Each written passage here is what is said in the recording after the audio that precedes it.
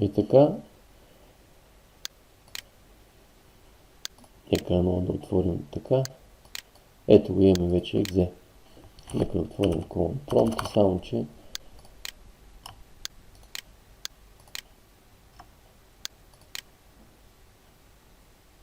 така.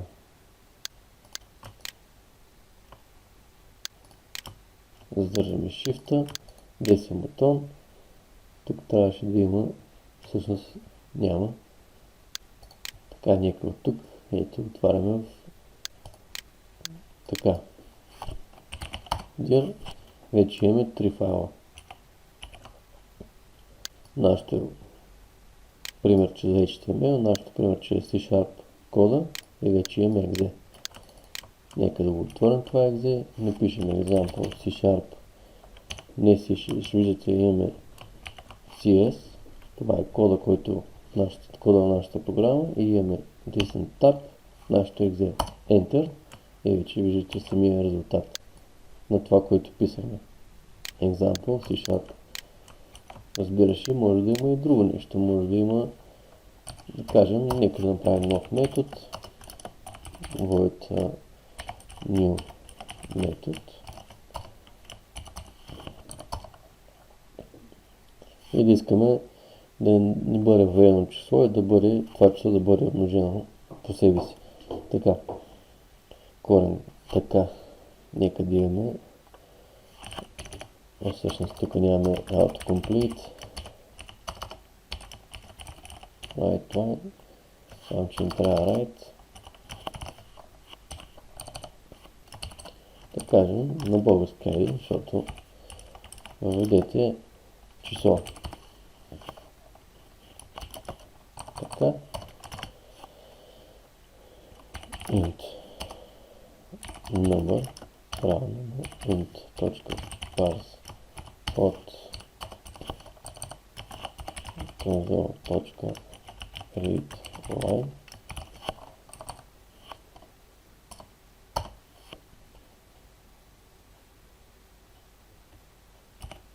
int result равно на number.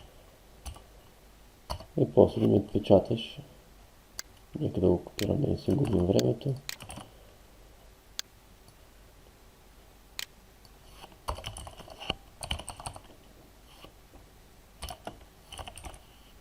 Така, save.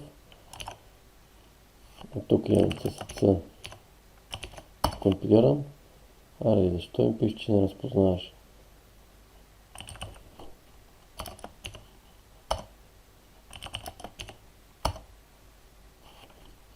Много интересна работа.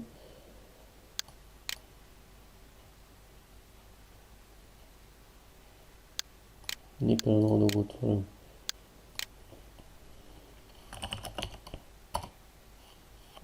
Как?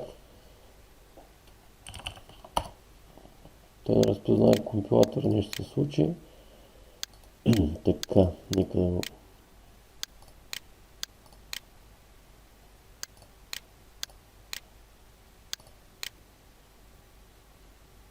Какво се случи тук?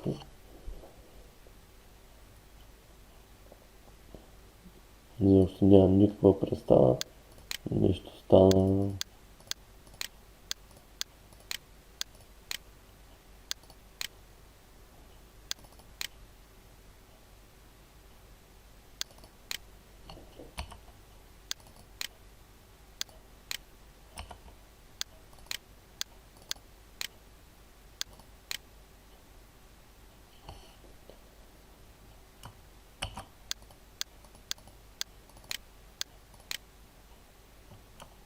Нека може да направим, нищо не съм объркал.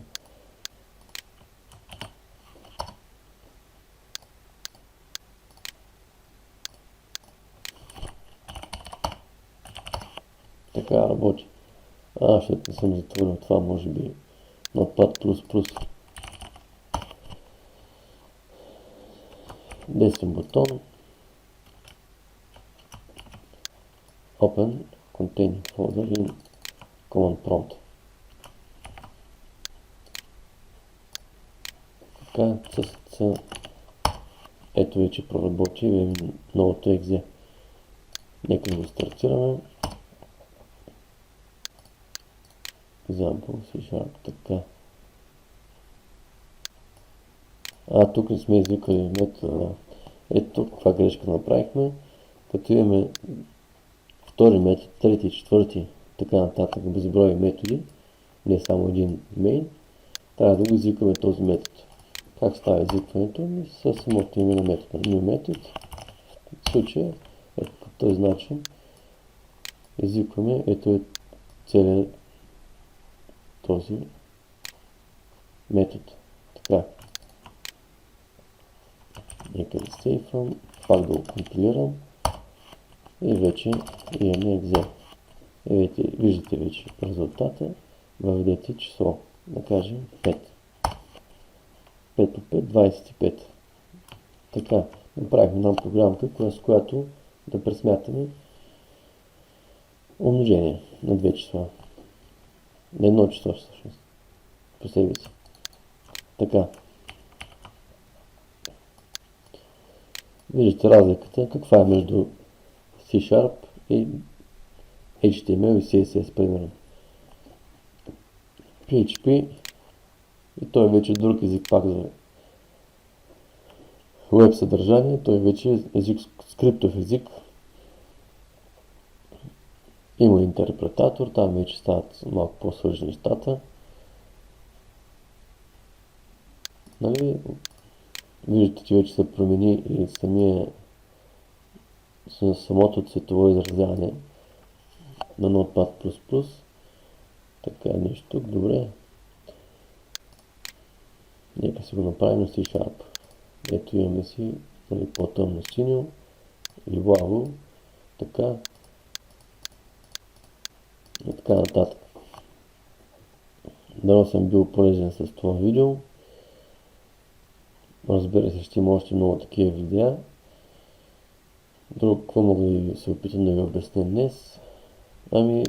Да ви посъветвам да си инсталирате направо Visual Studio Community 2017,